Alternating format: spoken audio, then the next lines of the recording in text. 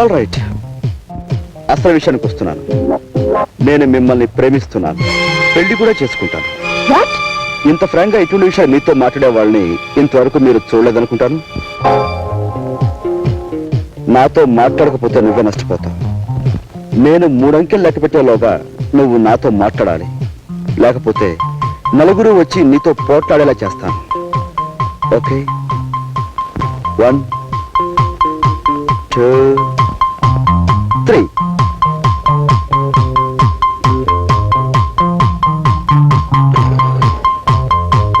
దేవి, నా మాట విని ఇంటికి వచ్చి చంటుడు పాలు లేక గిలగిలా తన్నుకుంటున్నాడు.